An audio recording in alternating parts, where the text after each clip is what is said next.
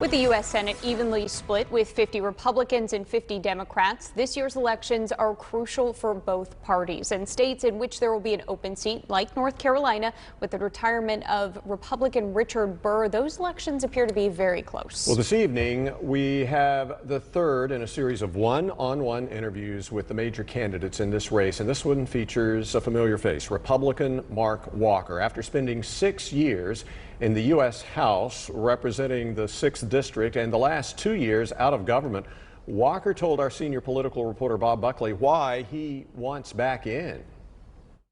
The number one issue for voters right now is inflation. So what's the government role there? Republicans like to talk about fiscal responsibility, but lately it doesn't seem like that we're actually living out those actions.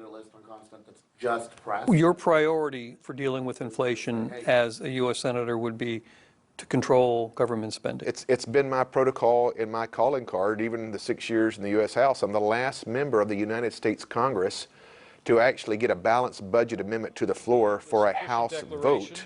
Of the person's elected president. Did Joe Biden legitimately win the 2020 election? My take on it is I can't sit here and look you in the eye and say the election 2020 was completely fair and square. Now, what I can't do is jump and say I've got proof to say there was illegality. But isn't it important that we agree on who our president is? Oh, most definitely. And the words of Tim Scott probably said it best. In moving forward, let's make it easier to vote but harder to cheat. Let's put some proofing measures in there. What did you make of President Trump's role in January 6th? Listen, a lot of people want to attach President Trump as far as being this insider of this riot. I think that's a leap too far. Could he not have stopped it, though? Could he have acted sooner? I think he could, but to be able to say President Trump is responsible for some of the damage or carnage that a few of the people led, I think that's problematic. No, my sense is President Mark Walker would have done a whole lot to stop the riot once he saw the riot starting. I sure hope so. How I approach these issues or how I conduct myself is very important if I care more about making a difference than simply just winning the argument. Joe Biden needs to get down here to the border. Do you support Rick Scott's agenda?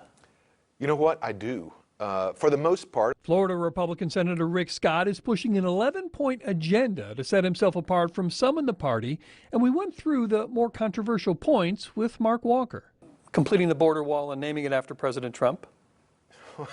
I think we definitely need to complete the wall. Limiting most federal workers, including Congress, to 12 years. I've already signed it and put it in writing that I think the most a member of the House or Senate should ever serve is 12 years. And if you can't get up there and find a place to lead or work on your agenda or serve the people in 12 years, can you really do it in 35 or 40? Walker has run into criticism for his connection to another Mark, North Carolina Lieutenant Governor Mark Robinson, who said in a talk at a church that there is no reason anybody anywhere in America should be telling any child about transgenderism, homosexuality, any of that filth, Robinson said.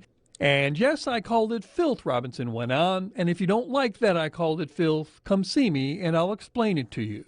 He's a strong personality. He does not back down and will tell you exactly how he feels about things. God loves somebody from the LGBTQ community as much as he loves me.